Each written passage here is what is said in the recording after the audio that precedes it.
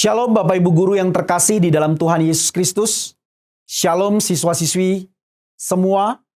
Kiranya kita berada di dalam lindungan dari Allah yang Maha Tinggi.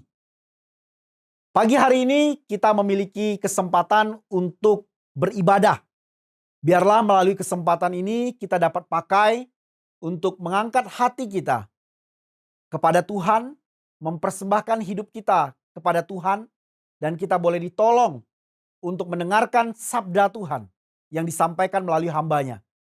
Kita akan tundukkan kepala kita akan berdoa untuk memohon bimbingan Tuhan di dalam ibadah kali ini. Mari kita berdoa.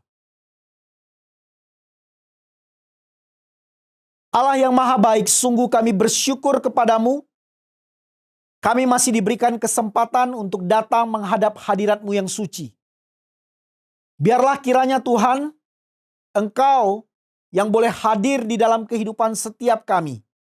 Berikan kepekaan kami akan kehadiran-Mu. Dan biarlah kami dapat berespons secara tepat kepada Engkau. Pagi ini kami datang beribadah, menaikkan puji-pujian, mendengarkan firman-Mu. Kiranya apa yang kami lakukan memperkenan hati Tuhan. Kami mengakui bahwa ibadah ini dapat terlaksana dengan pertolongan dari Allah yang menciptakan langit dan bumi, yang kasih setianya ada untuk selamanya bagi mereka yang mengasihi Dia. Kami buka ibadah ini di dalam nama Allah Tritunggal, Bapa, Anak, dan Roh Kudus. Amin.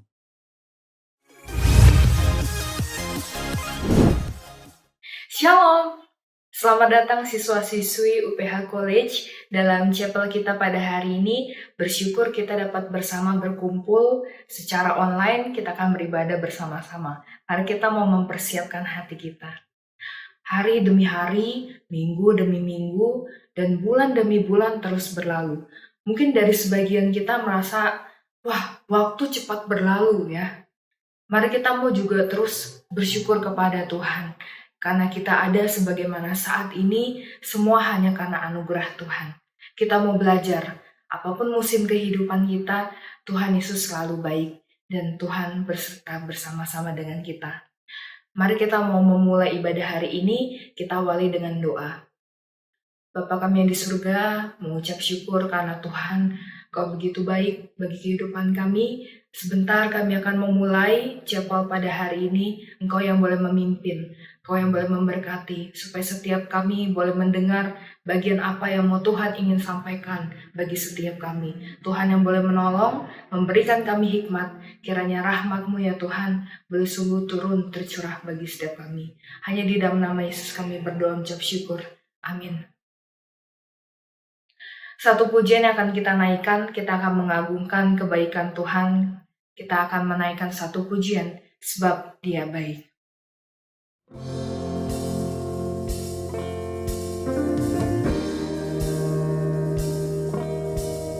Sebab Tuhan kita baik, mari kita bersyukur memuji nama Tuhan, karena Dialah sumber sukacita bagi setiap kita. Haleluya.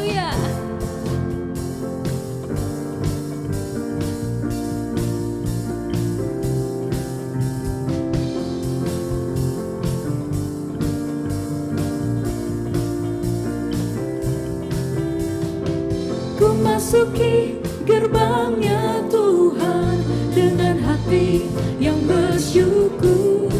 Ku bersorak memuji Tuhan, Dialah sukacitaku. Sebab Dia baik, Dia sungguh baik, kasih setianya untuk selamanya.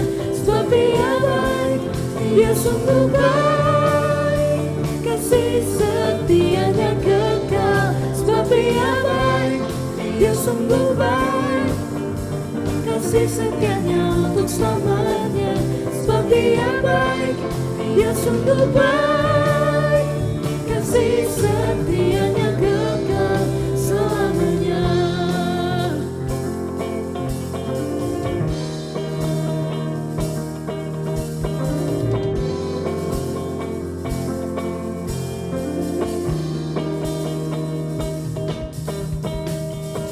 Ku nyanyikan pujian bagi Dia. Dengan hati yang bersyukur, ku rasakan kebaikannya di sepanjang hidupku.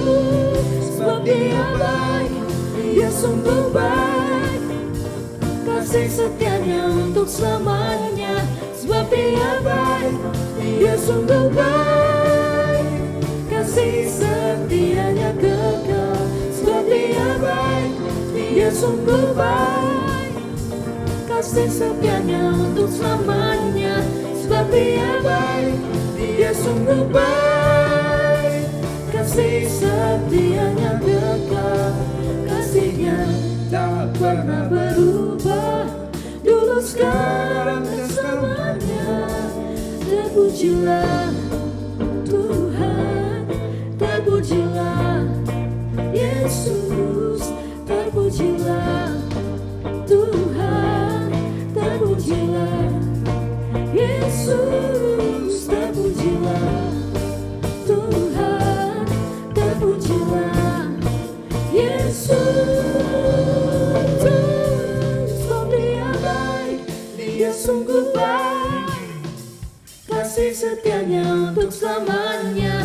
Sebab Dia baik, Dia sungguh baik, kasih setianya kekal. Sebab Dia baik, Dia sungguh baik, kasih setianya untuk selamanya. Sebab Dia baik, Dia sungguh baik, kasih setianya kekal. Kasih setianya kekal selamanya.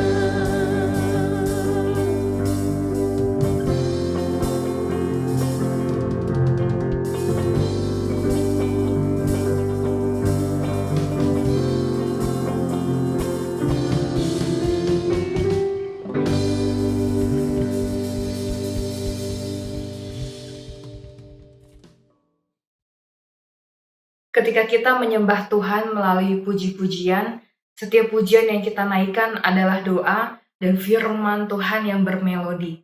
Mari kita mau bersama-sama menangkap pesan Tuhan bagi setiap kita. Kita mau memuji, menyembah nama Tuhan dengan segenap hati. Kita angkat pujian, Yesus kau sungguh baik.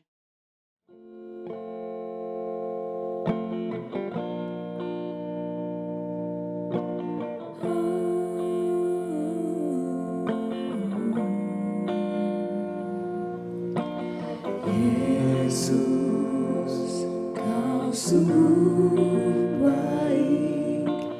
Yesus, namamu indah. Yesus, ku cinta kau selalu, ku tinggikan, ku agungkan selamanya. Yesus, kau sungguh baik. Yesus, namamu indah.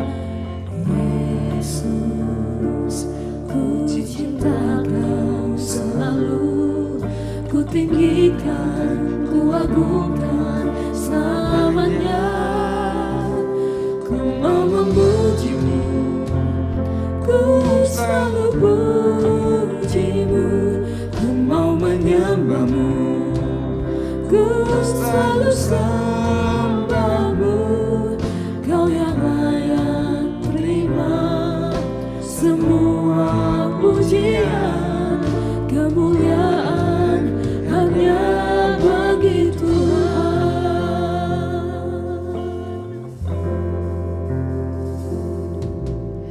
Yesus, kau sungguh baik. Yesus, namamu indah. Yesus, ku cinta kau selalu, ku tinggikan, ku agungkan selamanya. Ku mau memujimu, ku selalu pujimu, ku mau menyembahmu, sembahmu, Kau yang layak terima semua pujian, kemuliaan hanya bagi Tuhan. Ku mau memujimu, ku selalu pujimu, ku mau menyembahmu, ku selalu sembahmu. Kau yang layak terima semua pujian, kemuliaan hanya bagi Tuhan. Semua kemuliaan dan keagungan tertuju padamu, Tuhan dan Rajaku. Segenap jiwa dan nafasku menyembah Yesus yang hidup. Semua kemuliaan dan keagungan tertuju padamu, Tuhan dan Rajaku. Segenap jiwa dan nafasku menyembah Yesus yang hidup. Ku mau memujimu, ku selalu pujimu, ku mau menyembahmu, ku selalu sembahmu.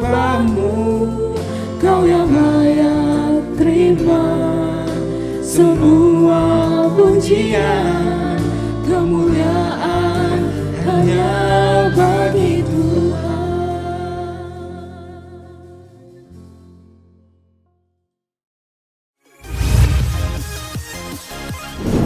Shalom Bapak Ibu Guru yang terkasih di dalam Tuhan Yesus Kristus. Shalom seluruh siswa-siswi UPH College yang dikasihi. Di dalam kesempatan pagi hari ini kita akan sama-sama kembali merenungkan sebagian dari Sabda Tuhan yang kita akan gumulkan bersama, terutama di dalam minggu-minggu Prapaskah. Mari kita tundukkan kepala, kita bersatu hati, kita memohon bimbingan Tuhan. Kita berdoa. Bapa kami di dalam surga, puji dan syukur kami naikkan kehadirat-Mu yang kudus untuk kasih setia-Mu di dalam kehidupan kami. Kami bersyukur juga untuk kesempatan kami boleh beribadah, memuji dan memuliakan nama-Mu. Biarlah melalui kesempatan ini, kami semakin peka akan kehadiran Tuhan di tengah-tengah kami. Dan kami boleh meresponi kebenaran firman Tuhan yang menjadi acuan di dalam kehidupan yang kami jalani. Tuhan, kiranya Roh Kudus-Mu menerangi hati dan pikiran kami, untuk kami sama-sama dapat merenungkan kebenaran firman-Mu. Berbicaralah bagi setiap kami, pakai juga hamba-Mu, dengan segala keterbatasan Tuhan urapi, dan biarlah firman Tuhan yang boleh ditaburkan dapat memerdekakan kehidupan setiap kami. Hanya di dalam nama Tuhan Yesus Kristus kami berdoa dan kami bersyukur. Amin. Di dalam kesempatan pagi hari ini saya mengambil tema Exploring the Depths of God's Forgiveness. Ya. Jadi bagaimana kita melakukan satu eksplorasi terhadap kedalaman pengampunan daripada Allah. Ketika kita berbicara mengenai pengampunan yang Allah berikan di dalam kehidupan kita sebagai manusia, sungguh begitu luar biasa momen-momen di mana kita bisa mengenang apa yang Kristus sudah lakukan bagi kita lebih dari 2000 tahun yang lalu di kayu salib. Jadi bagaimana setiap kita itu boleh sama-sama memasuki Minggu Prapaskah dan merenungkan cinta Tuhan yang begitu indah bagi kita. Di dalam kesempatan pagi hari ini, saya akan mengajak setiap kita untuk membuka firman Tuhan dari Bilangan pasal yang ke-14 ayat 17 sampai dengan ayat yang ke-23. Dari Bilangan pasal 14 ayat 17 sampai dengan ayat yang ke-23. Demikian firman Tuhan. Jadi sekarang, biarlah kiranya kekuatan Tuhan itu nyata kebesarannya, seperti yang kau firmankan. Tuhan itu berpanjangan sabar dan kasih setianya berlimpah-limpah. Ia mengampuni kesalahan dan pelanggaran, tetapi sekali-kali tidak membebaskan orang yang bersalah dari hukuman. Bahkan ia membalaskan kesalahan bapa kepada anak-anaknya, kepada keturunan yang ketiga dan keempat. Ampunilah kiranya kesalahan bangsa ini sesuai dengan kebesaran kasih setiamu, seperti engkau telah mengampuni bangsa ini mulai dari Mesir sampai kemari. Berfirmanlah Tuhan, aku mengampuninya sesuai dengan permintaanmu. Hanya demi aku yang hidup dan kemuliaan Tuhan memenuhi seluruh bumi. Semua orang yang telah melihat kemuliaanku dan tanda-tanda mukjizat yang kuperbuat di Mesir dan di padang gurun, namun telah 10 kali mencobai aku dan tidak mau mendengarkan suaraku, pastilah tidak akan melihat negeri yang kujanjikan dengan bersumpah kepada nenek moyang mereka. Semua yang menista aku ini tidak akan melihatnya. Sampai sedemikian jauh pembacaan firman Tuhan. Berbahagia setiap kita yang mendengar, memelihara, dan melakukannya di dalam kehidupan kita. Bapak, Ibu guru, dan siswa-siswi yang terkasih di dalam Tuhan Yesus Kristus. Setting daripada cerita ini adalah pemberontakan orang Israel yang sudah dilakukan berulang kali, namun ini terjadi di perbatasan tanah Kanaan, di tempat yang namanya Kadesh Barnea. Jadi bagaimana orang Israel itu bersungut-sungut ketika mereka menerima kabar dari 10 orang pengintai yang menyatakan bahwa orang-orang yang negerinya kita akan duduki nanti, yaitu Kanaan, itu adalah orang-orang yang gagah perkasa, orang-orang yang besar-besar, orang-orang yang seperti raksasa, namun kita ini seperti belalang. Berita yang dibawa oleh 10 orang pengintai itu kepada orang Israel mengecilkan hati mereka, menciutkan nyali mereka, bahkan mengkerdilkan iman mereka. Mereka tidak bisa melihat bagaimana Allah yang begitu dahsyat, begitu luar biasa telah menuntun mereka keluar dari tanah Mesir, dari tanah perbudakan. Bagaimana Allah mengerjakan mukjizat-mukjizat yang begitu luar biasa di sana. Bagaimana 10 tulah itu diberikan oleh Allah kepada bangsa Mesir dan tidak menimpa bangsa Israel sekalipun.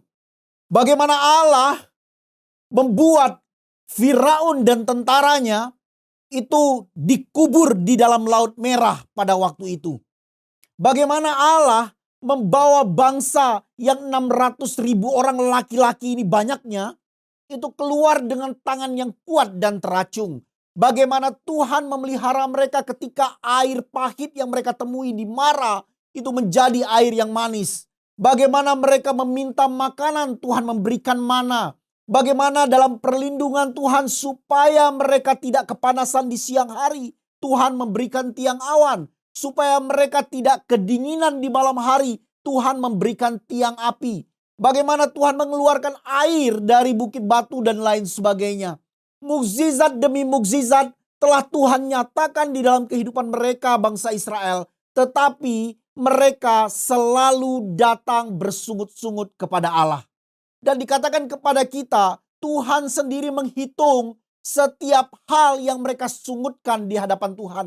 Bagaimana mereka mulai ngomel, ngedumel di dalam kehidupan mereka. Bahkan ngedumelnya itu kepada teman-teman mereka. Lebih baik kita mati di tanah Mesir saja. Lebih baik kita tidak keluar ke padang gurun ini. Karena Allah yang membawa kita ke padang gurun. Allah yang menginginkan kita untuk mati di padang gurun.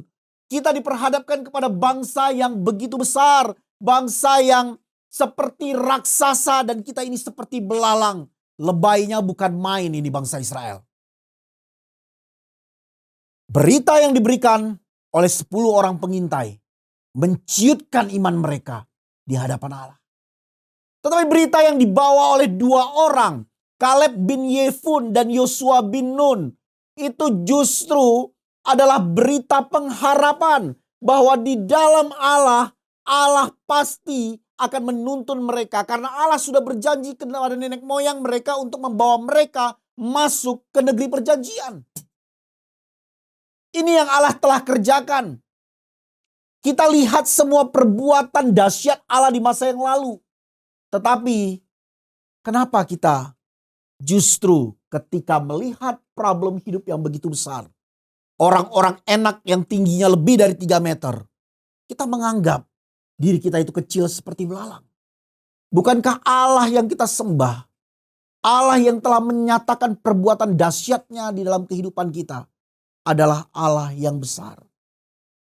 Tetapi reaksi bangsa Israel itu berbeda. Apa yang ditunjukkan oleh orang Israel? Mereka hendak melempari Yosua bin Nun dan Kaleb bin Yefun dengan batu sampai mati. Ya. Di sini Tuhan menunjukkan amarahnya. Dia mau menghapus bangsa ini seluruhnya. Tetapi Musa berdoa kepada Tuhan. Musa menjadi intercesor antara Allah dan orang Israel. Musa menyatakan bahwa Allah itu adalah Allah yang panjang sabar. Allah yang kasih setianya berlimpah-limpah. Allah yang mengampuni kesalahan dan pelanggaran. Dia adalah Allah yang juga tidak akan membebaskan orang-orang yang bersalah dari hukuman. Bapak, Ibu guru, dan siswa-siswi yang terkasih di dalam Tuhan Yesus Kristus. Di sini Musa menjadi intercesor, menjadi pengantara antara Allah dan orang Israel.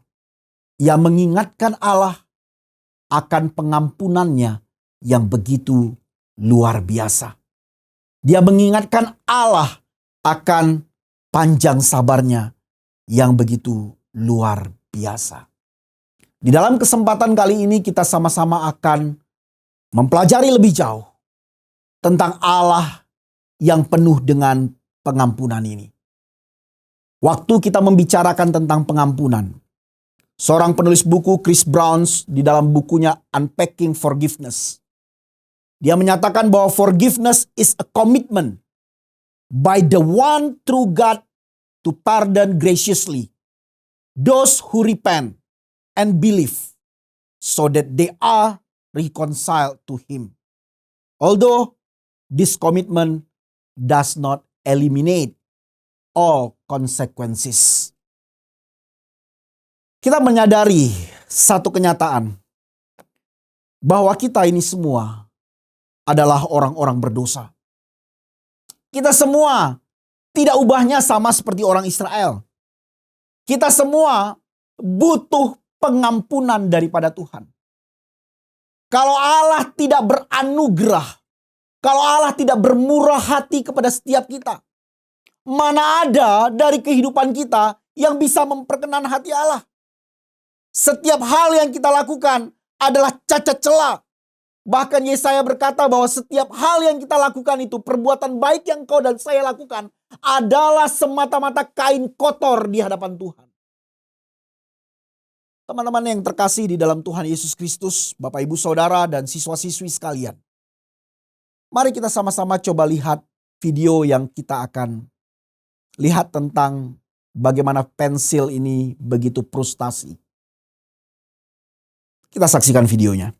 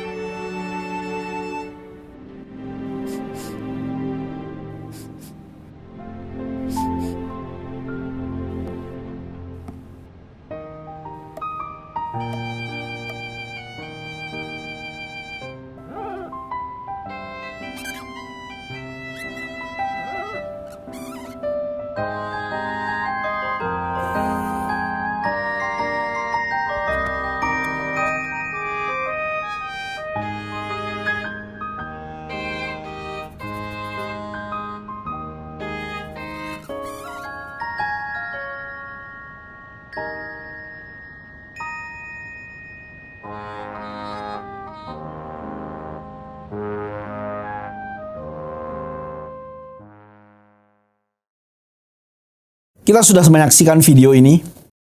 Kita melihat kisah tentang si pensil dan penghapus yang menolong dia untuk menghapus setiap noda yang dia tinggalkan dari pergerakannya. Sama seperti pensil, di dalam kehidupan kita sebagai manusia yang berdosa, sering sekali kita begitu frustasi dengan dosa-dosa yang kita perbuat. Kemanapun kita melangkah, kita diliputi oleh pelanggaran-pelanggaran kita. Tanpa belas kasihan Allah yang dicurahkan melalui pengampunannya, kita tidak akan mungkin beroleh kedamaian. Ketika kita berbicara mengenai exploring the depths of God's forgiveness, saya mengajak kita memikirkan 3 hal tentang pengampunan Tuhan. Yang pertama, dari ayat ini kita bisa melihat bahwa pengampunan Tuhan adalah bentuk kemurahannya. Jika bukan karena kemurahannya, kita manusia ini sudah habis binasa. Kita ini tidak lebih daripada abu halus di hadapan Tuhan. Justru dalam pengenalan kita akan Allah, kita mengenal Dia sebagai Allah yang Maha Pengampun. Allah yang dikenal karena rahmat pengampunannya yang diberikan di dalam kehidupan kita manusia berdosa. Dalam doa intercesor yang dilakukan oleh Musa terhadap orang Israel kepada Allah, kita melihat bagaimana Allah memberikan pengampunannya. Dan pengampunan yang Allah berikan adalah bentuk dari kemurahan yang Ia tunjukkan. Saya teringat kepada cerita dari Paus Paulus Yohanes yang kedua. Saya nggak tahu apakah siswa-siswi pernah dengar nama ini. Ya. Karena dia meninggal di bulan April tahun 2005. Tetapi kisahnya ini tertoreh dalam sejarah. Bagaimana ketika paus itu diangkat menjadi seorang paus pemimpin agama Roma Katolik. Ya. Di tahun 1978, 3 tahun setelah itu, beliau mengalami tragedi yang begitu luar biasa yang terjadi pada tanggal 13 Mei 1981. Ketika dia hendak menyapa umat yang ada di halaman Vatikan, ada seorang yang bernama Mehmet Ali Akça, seorang Turki, yang telah mempersiapkan rencana pembunuhan terhadap Paus Paulus Yohanes yang kedua. Karena dianggap Paus Paulus Yohanes ini adalah pemimpin yang akan memimpin perang salib berikutnya. Kemudian si Mehmet bersama dengan rekannya yang menghilang, ya, merencanakan pembunuhan terhadap Sri Paus. Ketika pistol itu diarahkan kepada Paus, dan Paus Paulus Yohanes mengalami luka tembakan sebanyak 4 tembakan.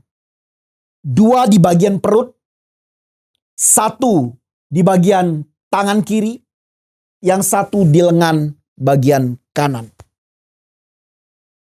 Kemudian ia harus kehilangan 2/3 dari jumlah darah.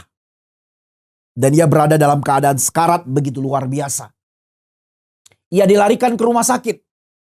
Orang berpikir bahwa Paus Paulus Yohanes yang kedua akan meregang nyawa. Mehmet berhasil ditangkap. oleh bantuan para biarawati dan biarawan, ia berhasil ditangkap dan kemudian dipenjarakan di Roma pada waktu itu. Tetapi Tuhan berkata lain. Paulus Yohanes harus hidup. Dan dia hidup. Ketika dia hidup, dia datang menghampiri Mehmet Akça yang sudah dipenjara seumur hidup di dalam kehidupan dia. Vonis itu diberikan bahwa dia akan dipenjara seumur hidup. Kemudian Paulus Yohanes itu datang dan berkata,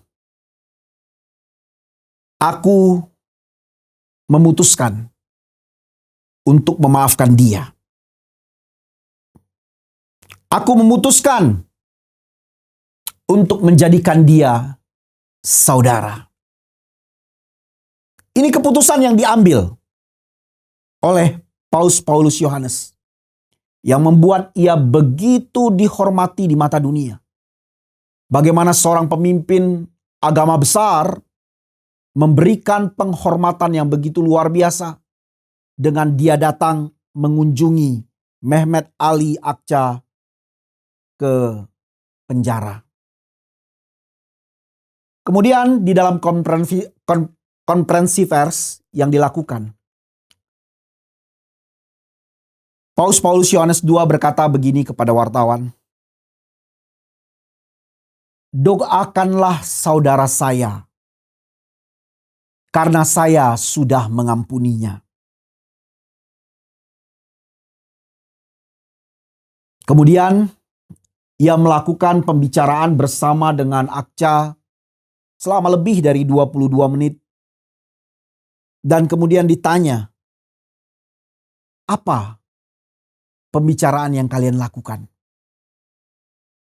Kemudian Paulus berkata, "Saya berbicara kepadanya sebagai saudara yang mengampuninya dan orang yang saya percaya."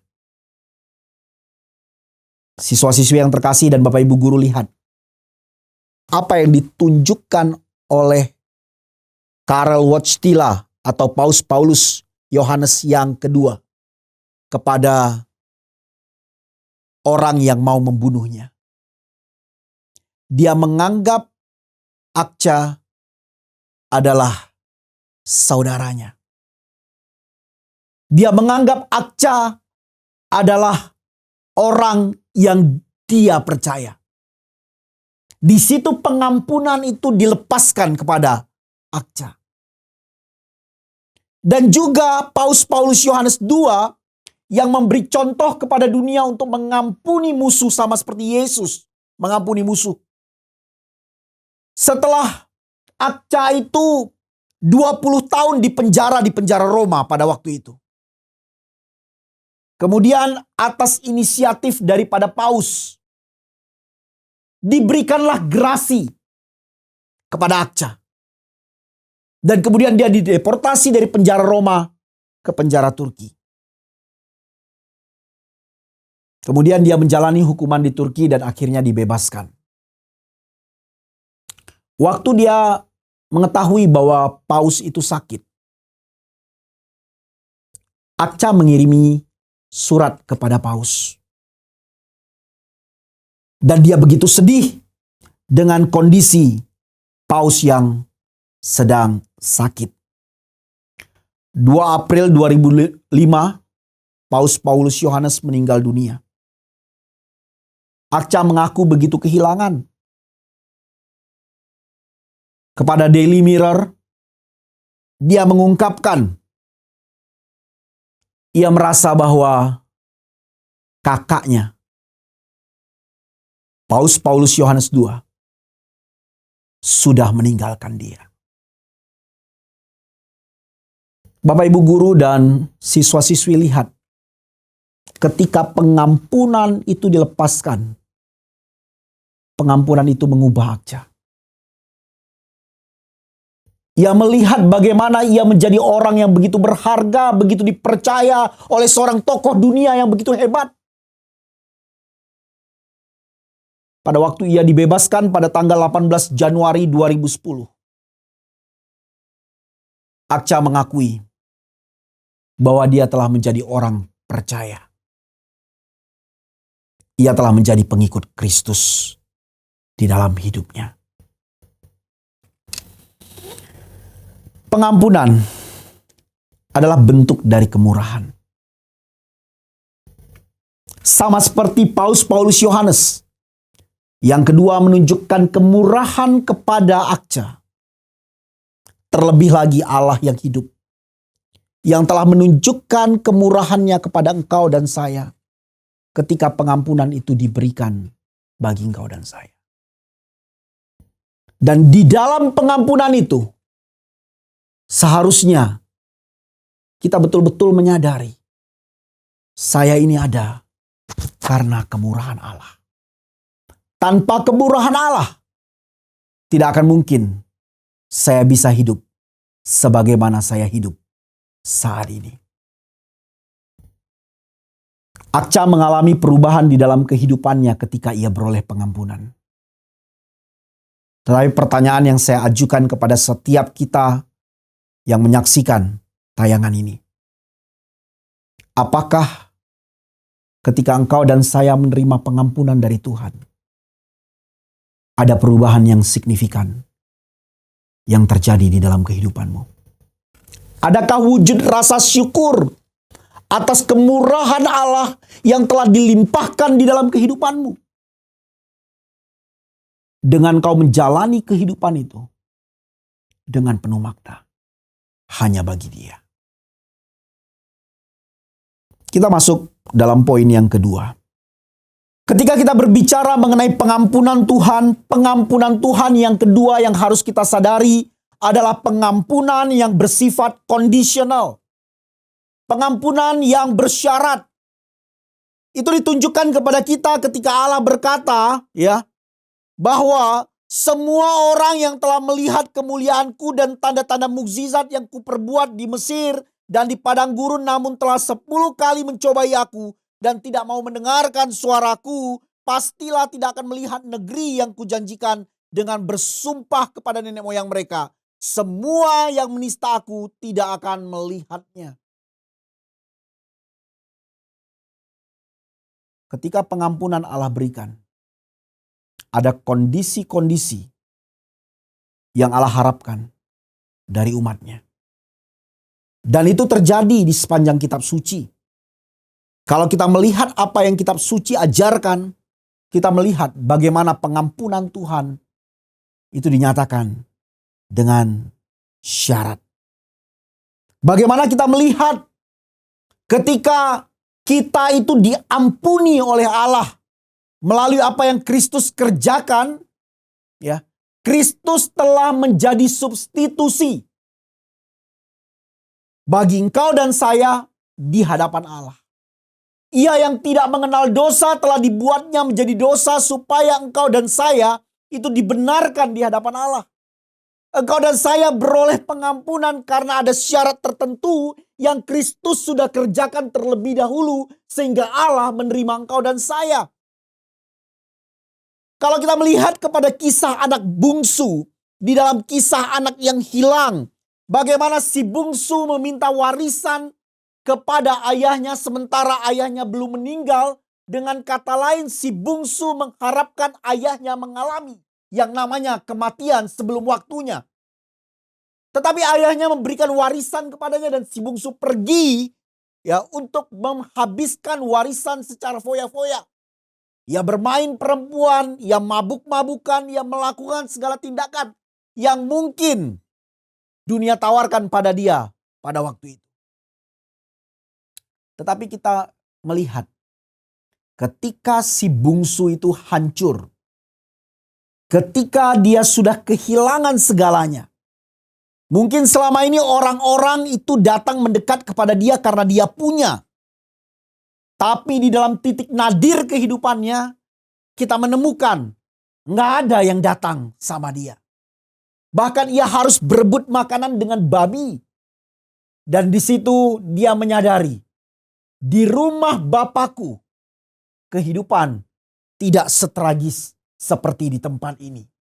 Andai saja aku pulang ke rumah Bapakku, dan aku meminta kepada Bapakku untuk aku dijadikan pelayan saja. Pelayan-pelayan yang tinggal di rumah Bapakku lebih baik keadaannya daripada keadaanku di tempat ini. Akhirnya si bungsu memutuskan untuk meninggalkan tempat itu dan pulang ke rumah ayahnya. Ada satu inisiatif yang diambil. Ketika si bungsu pulang dalam keadaan yang begitu compang-camping, baunya luar biasa. Waktu melihat anaknya dari kejauhan, sang bapa datang mengejar anaknya. Memberikan pelukan yang hangat, memberikan jubah yang terbaik. Bahkan membuatkan pesta bagi si bungsu. Si bungsu diterima oleh Allah. Kita melihat juga bagian Alkitab yang lain menunjukkan kepada kita, ya, bahwa ketika kita mengaku dosa kita, Ia itu setia dan adil. Ia akan mengampuni kita dari segala kejahatan. Ini syaratnya yang ditujukan kepada kita. Bagaimana Allah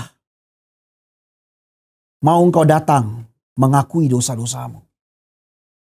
Bagaimana kita melihat di dalam kehidupan si bungsu yang menjadari betapa bobroknya keadaannya dan mau datang menghampiri sang bapa. Orang yang datang kepadaku tidak pernah aku buang. Pelukan sang bapa itu menanti setiap kita. Sekalipun pengampunan itu mensyaratkan engkau datang kepada Dia.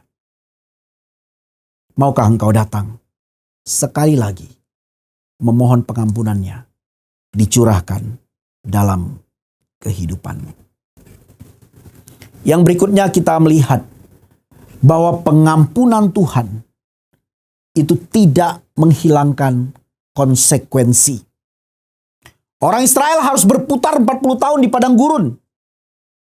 Satu generasi yang keluar dari tanah Mesir harus lenyap kecuali Kaleb bin Yefun dan Yosua bin Nun. Di dalam kehidupan kita, ketika kita percaya kepada Kristus sebagai Tuhan dan Juru Selamat, kita manusia yang berdosa ini datang kepada Allah.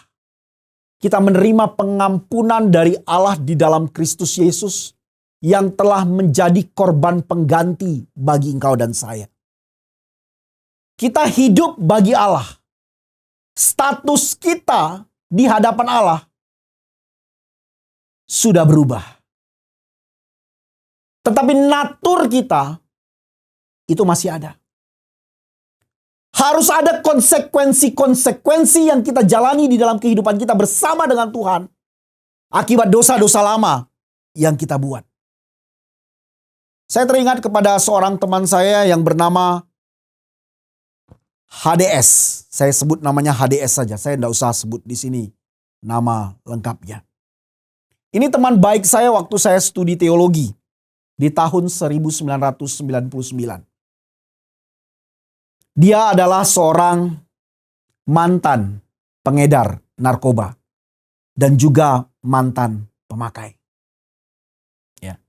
Dia bercerita kepada saya, sekalipun dia sudah mengikut Kristus di dalam kehidupannya, godaan-godaan untuk kembali mencicipi barang haram itu masih ada di dalam hidupnya. Tapi bagaimana dia berjuang untuk mematikan kedagingannya. Nggak boleh lagi jatuh ke sana. Efeknya sudah terlalu banyak. Sehingga dia kalau ketemu dengan saya, itu saraf matanya itu ya. Ini teman saya. Saraf matanya itu bisa kedip-kedip sendiri. Ya. Bukan karena dia genit. Ya. Tetapi memang begitu kerusakannya akibat obat yang dia pakai. Ya. Terus kepalanya bisa goyang-goyang sendiri. Ya. Karena efek daripada obat yang pernah dia konsumsi. Berapa kali dia overdosis? Menurut kesaksian beliau. Tapi waktu Tuhan tangkap dia, Tuhan ubah dia menjadi manusia baru. Statusnya baru. Natur manusia lama. Efek yang ditinggalkan manusia lama. Itu tetap ada di dalam kehidupan yang ia jalani. dalam kehidupan kita, efek daripada kehidupan berdosa yang ada, itu terus akan berlanjut dalam hidup kita. Nggak akan selesai dalam waktu dekat. Ada perjuangan yang harus dimatikan. Misalnya kita melihat kepada kisah Daud. Bagaimana Daud berzina dengan Batsheba. Perzinahan Daud Batsheba itu terjadi dalam sekejap mungkin. Tetapi efek daripada perzinahan itu melahirkan dosa-dosa yang lain. Yang Daud sendiri harus tanggung konsekuensinya. Ya. Bagaimana ketika dia berdosa dengan Batsheba, dia jatuh di dalam dosa pembunuhan. Bagaimana ketika dia mulai membunuh, ya, teguran Tuhan itu datang kepada dia. Dan Tuhan mengampuni Daud ketika dia kembali kepada Tuhan. Tetapi konsekuensi dari dosa yang dilakukan oleh Daud itu terus hadir dalam kehidupannya. Mulai dari anaknya, anak perempuannya yang dituduri oleh anak laki-lakinya yang diperkosa. Amnon memperkosa Tamar. Itu efek daripada kesalahan yang Daud lakukan. Kemudian bagaimana sebelum Amnon dan Tamar, Daud sudah menjalani dengan kematian anak hasil perzinahannya. Setelah Amnon dan Tamar, ya, bagaimana Amnon dibunuh oleh Absalom. Absalom melarikan diri karena pikir papanya benci dia. Dia melarikan diri. Kemudian dipanggil pulang oleh Daud. Dipanggil pulang, apa yang dia lakukan? Dia kudeta papanya. Dia kudeta papanya, Daud harus keluar dari istana. Dan istri-istrinya yang ditinggalkan Daud di istana ditiduri oleh anaknya sendiri. Kemudian kita melihat bagaimana Absalom berusaha untuk membunuh papanya. Sampai nanti Absalom juga terbunuh oleh Panglima Daud yang bernama Yoab. Lihat, satu dosa yang dilakukan menghasilkan konsekuensi-konsekuensi. Sekalipun pengampunan Tuhan sudah dicurahkan di dalamnya. Kita sebagai orang-orang percaya juga sama. Setiap perbuatan dosa yang kita lakukan di hadapan Tuhan, pengampunan Tuhan dicurahkan. Jika kita mengaku dosa kita, Ia Allah setia dan adil. Tapi ingatlah bahwa oleh karena dosa yang kau lakukan, konsekuensi akan mengikuti engkau.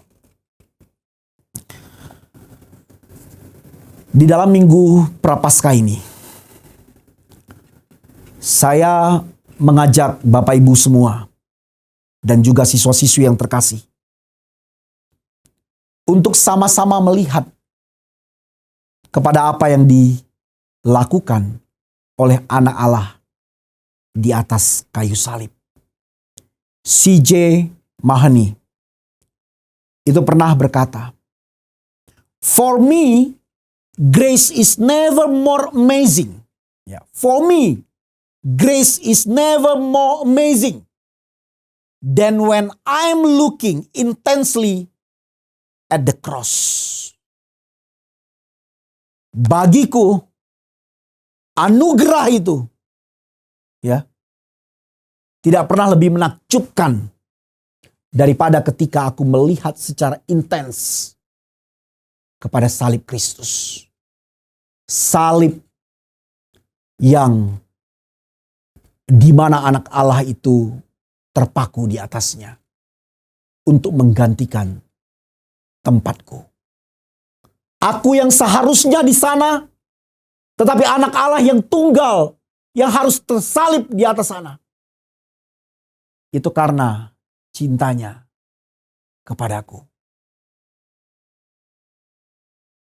Mari Bapak Ibu dan rekan-rekan muda yang dikasihi oleh Tuhan Yesus Kristus. Ini menjadi momen bagi kita di masa Prapaskah ini untuk melihat besarnya, dalamnya anugerah pengampunan Tuhan yang sudah dilimpahkan bagi kita. Pengampunan Tuhan itu adalah bentuk kemurahannya bagi kita. Pengampunan Tuhan adalah sesuatu yang bersyarat dan itu sudah dilakukan oleh Kristus di atas kayu salib bagi kita. Dan pengampunan Tuhan, pengampunan yang tidak menghilangkan konsekuensi di dalam kehidupan kita yang telah melakukan dosa. Biar kebenaran firman Tuhan pagi hari ini menolong kita untuk terus merefleksikan cinta Tuhan yang besar bagi engkau dan saya. Mari kita lihat ke salib Kristus dan kita sekali lagi akan terkagum oleh apa yang Ia lakukan bagi kita. Kita berdoa. Mari kita tundukkan kepala. Kami berterima kasih ya Tuhan untuk kebenaran firman-Mu yang boleh kami dengarkan. Biarlah kehendak-Mu dinyatakan di tengah-tengah kami. Dan kami semakin memiliki kesempatan untuk mengagumi Engkau. Allah yang berinisiatif untuk keselamatan kami. Allah yang telah menyatakan cintanya yang begitu dalam bagi kami. Tuhan ajar kami untuk tidak menyia-nyiakan pengampunan yang Engkau anugerahkan. Dan biarlah kami mengalami perubahan, mengalami pembaharuan dari sehari ke sehari. Karena apa yang Engkau sudah lakukan bagi kami. Terima kasih untuk kebenaran firman-Mu yang boleh kami dengarkan bersama. Materaikan itu di dalam hati kami. Dan biar kami hidup hanya bagi Engkau saja. Di dalam nama Tuhan Yesus kami berdoa. Amin.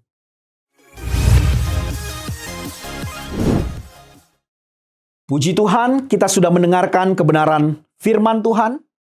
Kita sudah menikmati puji-pujian. Kita sudah mengangkat hati kita kepada Tuhan. Dan biarlah ketika benih kebenaran firman Tuhan itu ditaburkan, kita boleh berakar, bertumbuh, seturut dengan kehendak Tuhan di dalam kehidupan kita. Dan kita boleh berbuah bagi kemuliaan namanya. Kita akan akhiri ibadah kita dengan kita memohon berkat yang daripada Tuhan. Mari kita tundukkan kepala, kita berdoa.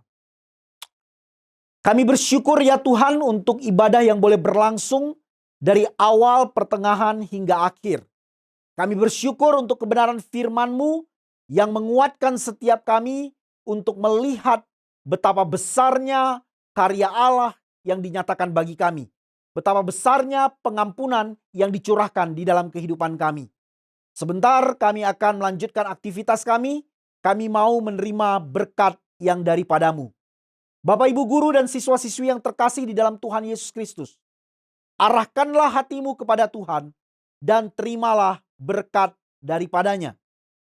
Kiranya kasih karunia dan damai sejahtera dari Allah Bapa kita dan cintanya di dalam Tuhan kita Yesus Kristus yang telah mati di atas Kalvari bagi setiap kita, menggantikan kita dan bangkit pada hari yang ketiga dan menjamin satu tempat bagi kita di sorga kelak. Dan juga persekutuan dengan Allah Roh Kudus yang memateraikan kita hingga hari penyelamatan boleh menyertai kita mulai dari saat ini sampai selama-lamanya.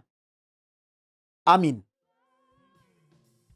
Kasih setianya untuk selamanya, sebab Dia baik, Dia sungguh baik.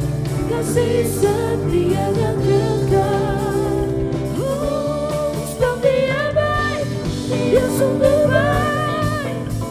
Kasih setianya untuk selamanya, sebab Dia baik, Dia sungguh baik. Kasih setianya kekal.